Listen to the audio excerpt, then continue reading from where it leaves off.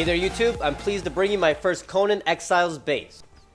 This is an excellent small clan or clan starter base. As I take you around the outside of the base, notice how vulnerable you are to taking arrows from the roof. These overhanging tiles in the corners allow defenders to hit you no matter where you are.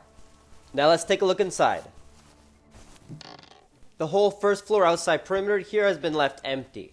If you want to spend extra resources, you can add extra rooms here or just wall it all off for extra defense.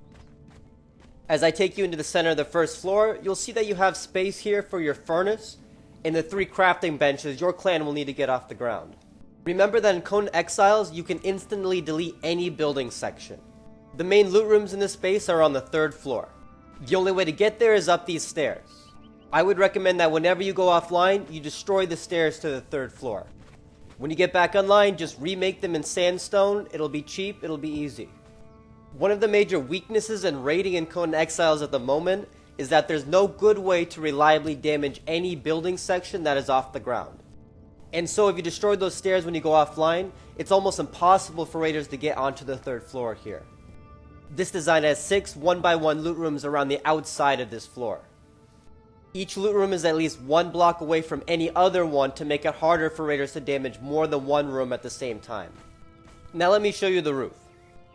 This is the roof layout that I think will be most effective in the current state of Conan Exiles. You have these overhanging sections on the corners that allow you to fire right at the base of your walls, in case someone is trying to place explosives. If you want to shoot at enemies farther away, you can fall back toward the center, and you have plenty of cover to hide behind and shoot from. This base has a roof that allows you to hit anywhere from multiple angles, and which gives you plenty of cover to keep you safe.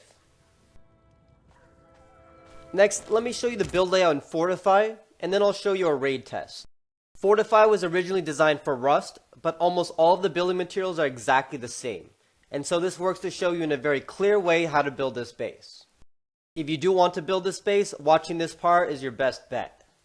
The only thing that's really different is that the stairs do work differently, and so they won't appear exactly the same as they will in the game.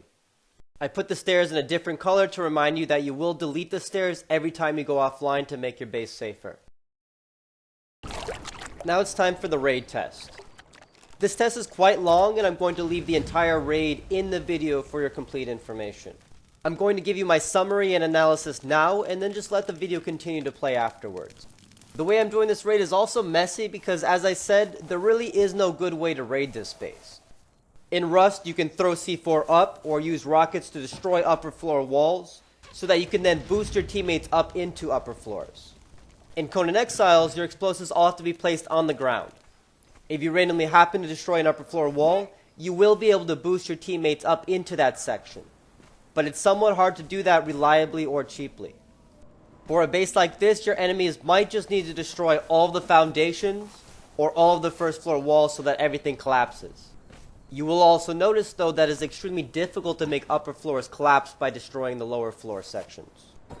Take note as well of how much explosive damage varies. At the very start of this raid, 3 stacked explosive jars destroyed about 5 walls.